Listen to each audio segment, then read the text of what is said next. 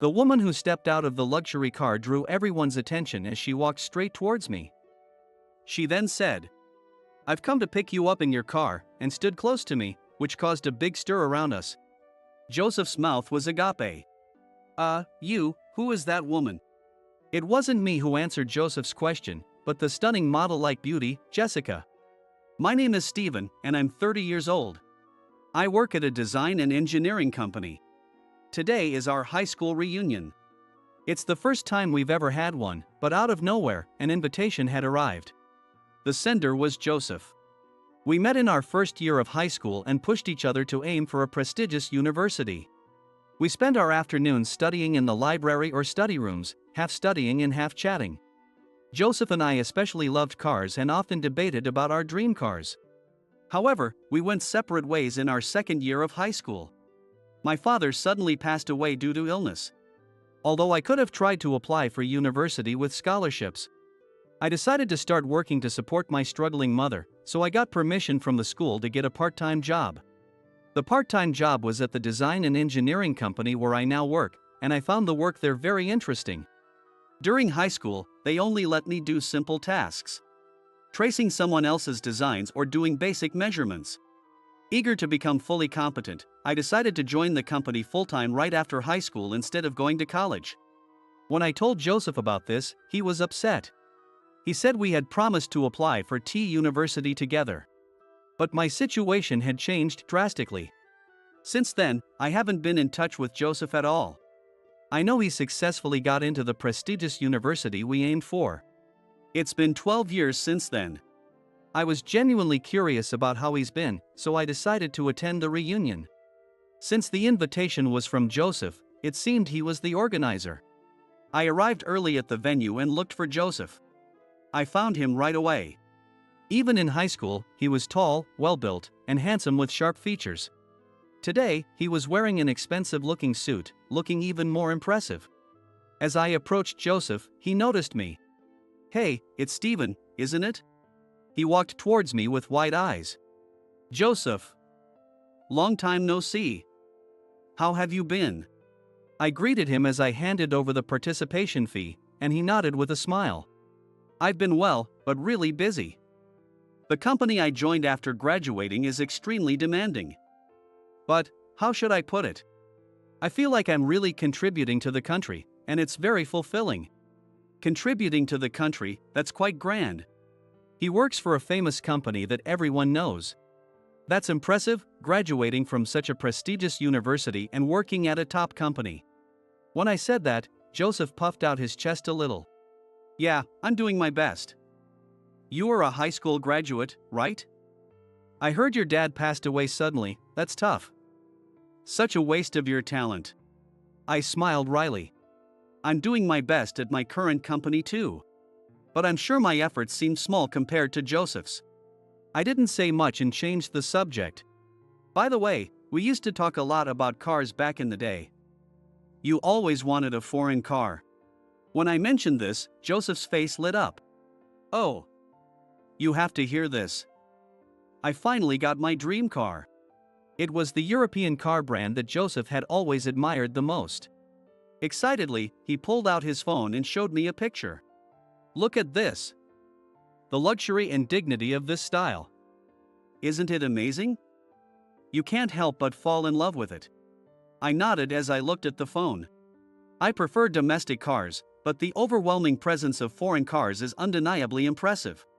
But, the maintenance costs are really high. I don't feel comfortable taking it to just any shop for inspections. So I end up going to the manufacturer, which is expensive. And repairs. With foreign cars, sometimes the parts are discontinued. So getting original parts can be tough. It seems like he had hit his stride. Maybe the challenges of maintaining it are part of the appeal. Just then, my phone rang. It was Jessica. "It's someone from work, so I need to take this," I said to Joseph and answered the call. "Someone from work? Hey, it's your day off, right? Are you working for a sweatshop or something?" he teased. "Hello?" I ignored Joseph and took the call, but Jessica was silent. "Hello? Can you hear me? What's up?" Puzzled by the lack of response, I spoke again. In the background, more classmates had arrived, and Joseph continued bragging about his car. Are you enjoying the reunion? Jessica finally broke the silence. Well, to be honest, not really. I admitted. I had come to talk to Joseph, but after just a bit of conversation, I was already exhausted. He probably didn't mean any harm, but all he talked about were his achievements.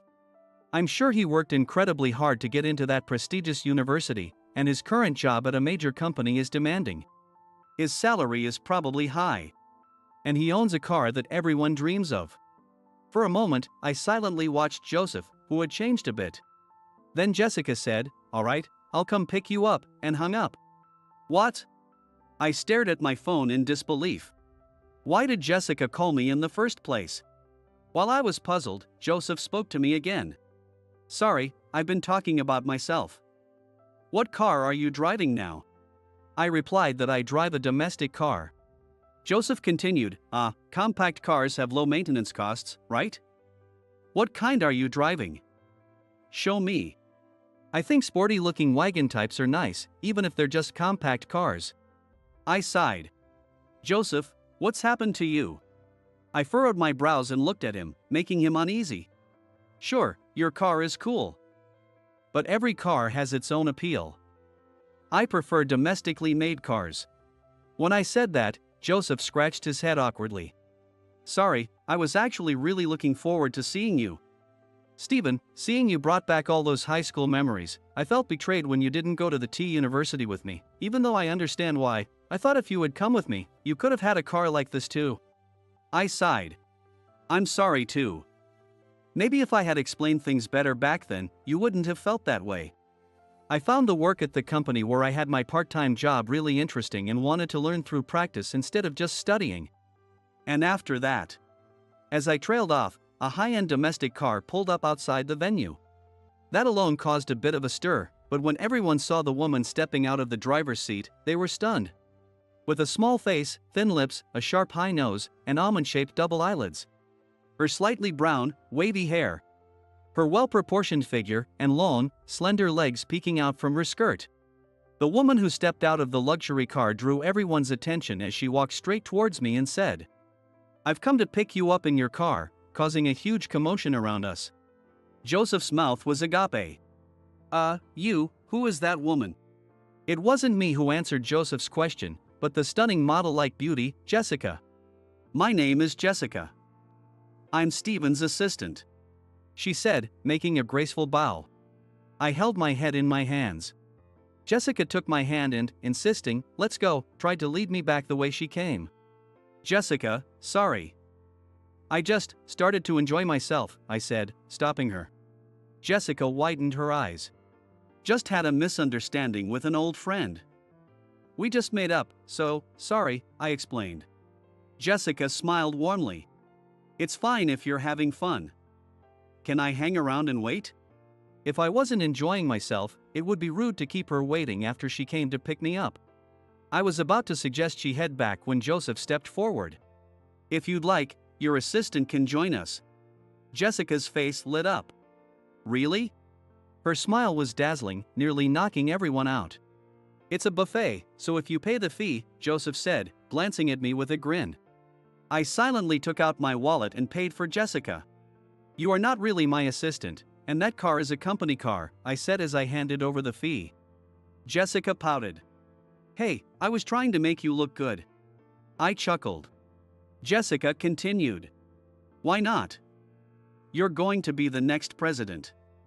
When you become president, I'll be your assistant, and you'll use that car. The room buzzed at her words. People started asking about my current situation.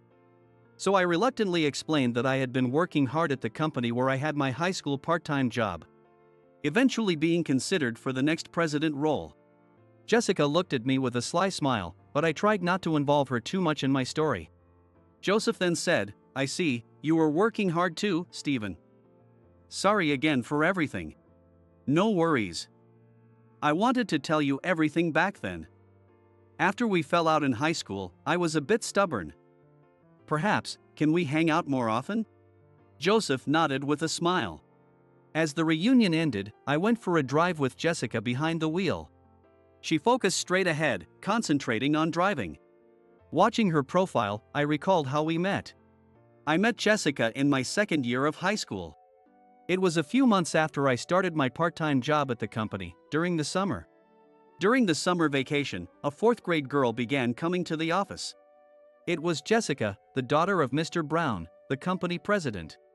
Back then, the company was very small and family-like, and employees' children would often come by on days off.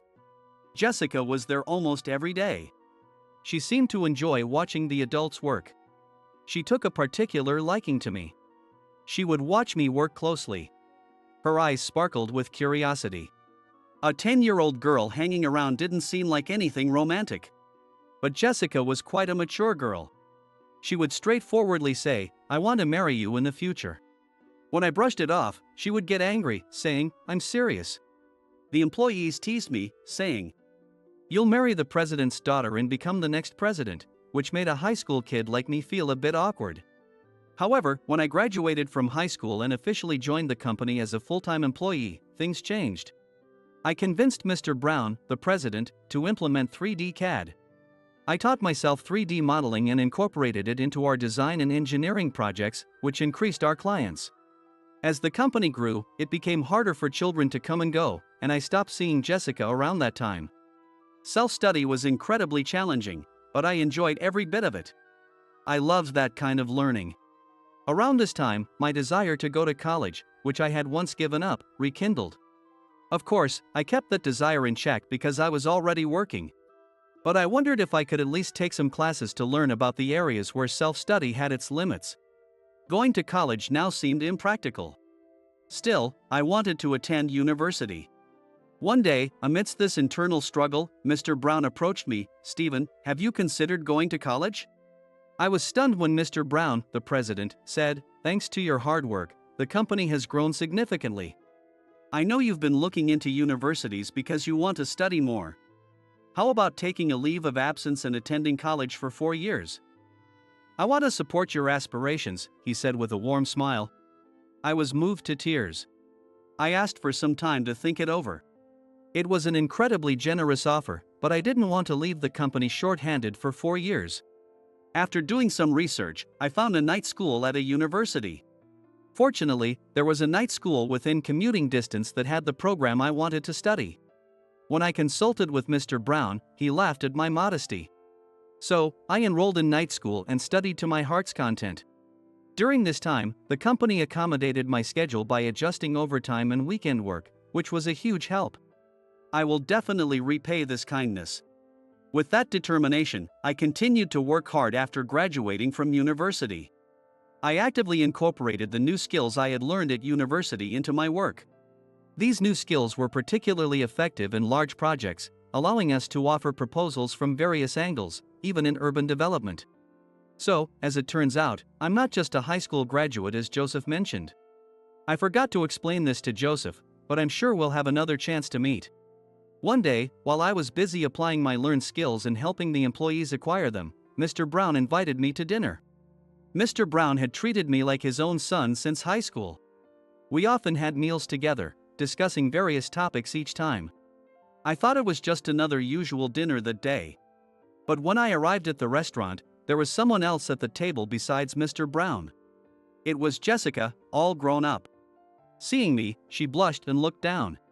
She had transformed from an assertive elementary school girl into a composed and stunningly beautiful young woman, and I hesitated to approach her.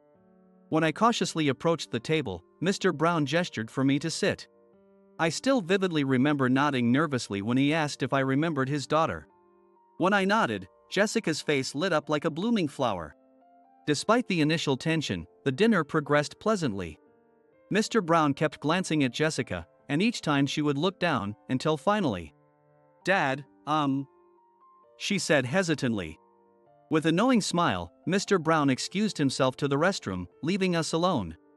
The tension between us increased. "I've wanted to see you for so long." Hearing those words from the now beautiful Jessica made my heart leap. "Do you remember when I was in elementary school? I asked you to marry me?"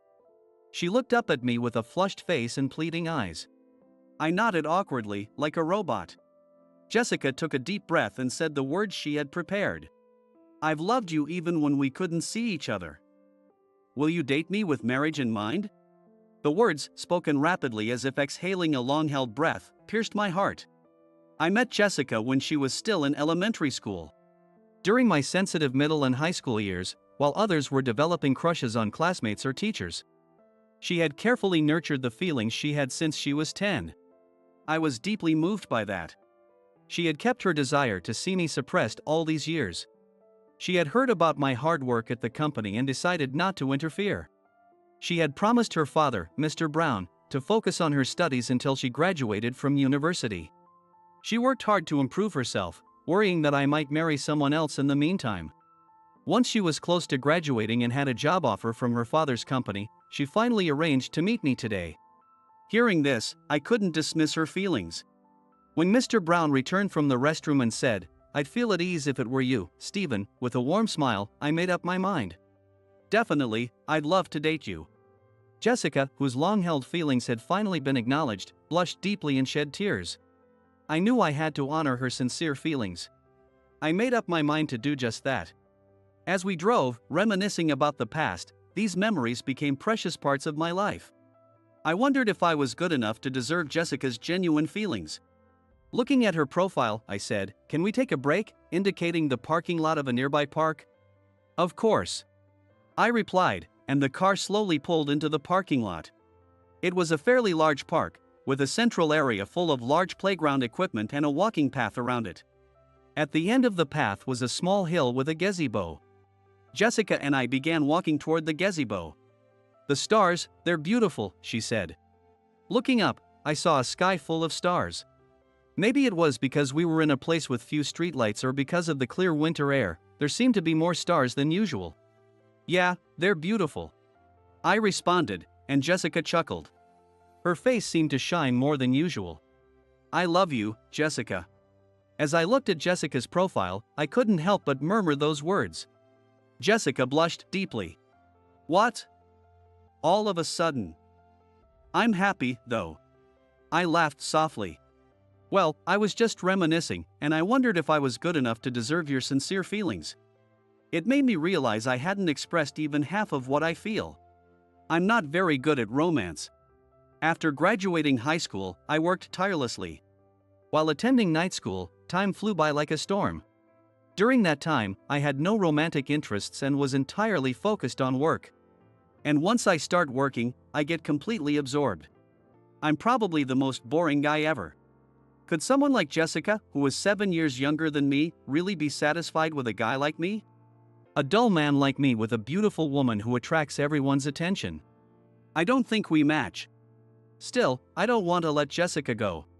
I'm afraid you'll realize someday that there are better guys out there. Jessica's face lit up. No way. Stephen, you really thought that? She looked incredibly happy for some reason. I had just confessed my insecurities, feeling completely pathetic. What are you worried about? I've only ever loved you since I was 10. Jessica looked at me as if waiting desperately for my response. Well, that's just it. There are so many great guys out there, but you only see me. I'm really happy, but, for example, Joseph. The guy I talked about today. He's smart, works at a big company, drives a foreign car, is tall and good-looking, he's better than me in every way. Someone as beautiful, kind, and cheerful as you would be a great match for a guy like him. I knew I was being self-deprecating. I thought Jessica might be disappointed, but she widened her eyes in surprise. Wow, Stephen, you really have low self-esteem. I didn't know that. I tilted my head in confusion. Well then, let me tell you how exceptional and wonderful you are. Jessica said with a chuckle, raising her index finger. First of all, you're incredibly hardworking. The reason our company has grown so much is entirely thanks to you. My father talks about it all the time. Her words made me feel a bit embarrassed. Secondly, you're really smart. You could have gone to T University if you had wanted to. I tried to be modest, but my mock exam results in my first year of high school did show I was within reach. Jessica continued to list my good qualities until I blushed and told her to stop. Stop. That's enough, I said, my face was turning red. Honestly, I was thrilled. It felt great to know Jessica saw me in such a positive light. Jessica looked dissatisfied but said, "Okay, then, just one more thing." She gazed at me intently. "The reason I fell in love with you was seeing your serious expression as you expertly controlled the mouse and keyboard to create designs on the computer. It looked like magic, and I fell for you." I was a bit surprised to learn that young Jessica was drawn to such a seemingly mundane aspect of me. If Joseph is like a foreign car, then you're like a domestic car. I was puzzled by this analogy. You're gentle and kind, which makes you more wonderful than someone flashy like Joseph. At that moment, I decided there was no time like the present. I took out the box I always carried in my pocket. Jessica looked surprised. "Thank you for understanding me better than I do myself." "Jessica, you're beautiful, you work hard to stay fit, and you're kind and strong inside. To me, you're the perfect woman." Jessica listened without moving. "Honestly, I sometimes feel like I'm not worthy enough for you. But I don't want to lose you to anyone else. I want to be by your side forever. Will you marry me?" When our relationship started, it was Jessica who took the courage to confess her feelings. She had loved me for years. I always knew I wanted to propose to her myself. How long had I been carrying this ring? It was just an ordinary day when I was wandering around the city alone. The moment I realized I wanted to marry Jessica, my feet unconsciously led me into a jewelry store. As I looked at the sparkling rings, I found one that would look perfect on Jessica and bought it. I carried that ring with me everywhere, so that I could propose at any moment. It's embarrassing, isn't it? I have always wanted to marry you, but I couldn't bring myself to say it. Eventually, I started feeling insecure, thinking there might be better men out there for you. I'm glad that I finally decided to propose before anyone else could take you away," I said, holding out the box with the ring. I was anxious that she might not take it, but, "Really, are you sure I'm good enough?" she asked, making me almost stumble. "What? Now you're the one who's worried?" "Why?" I asked, flustered. Jessica looked down. "Because, my confession, I asked my father for help." I understood what she was trying to say. "It has nothing to do with Mr. Brown. I genuinely love you." This was something I could say with absolute confidence. Tears welled up in Jessica's eyes. Then, she gently took the small box from my hand. Jessica slowly opened the small box and, upon seeing its contents, murmured, "Wow, it's beautiful." It's not just about the price, but I splurged quite a bit to honor Jessica's long-held feelings. I couldn't imagine any ring other than this one, which perfectly matched Jessica's image. She gazed at the ring intently and slowly took it out. And then, "Here." She handed the ring to me. I took it and placed it on her finger. She held up her left hand, with the ring now glittering on her ring finger against the starry sky. "I'm so happy, it's so beautiful, even more beautiful than this starry sky."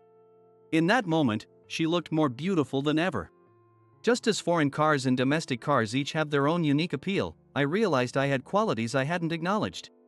Jessica had discovered those qualities in me. Although Jessica is undeniably a beautiful and charming woman, I believe I know her inner beauty better than anyone. I hope to cherish what I have now and continue to improve in areas where I am lacking. I want to further enrich my work life and eventually acquire the car I've always dreamed of. And most importantly, I want to live happily with Jessica. I have many dreams, and sometimes I worry if I can achieve them all. But with Jessica by my side, I believe we can achieve any dream eventually. Looking up at the star-filled sky, Jessica and I gently held hands.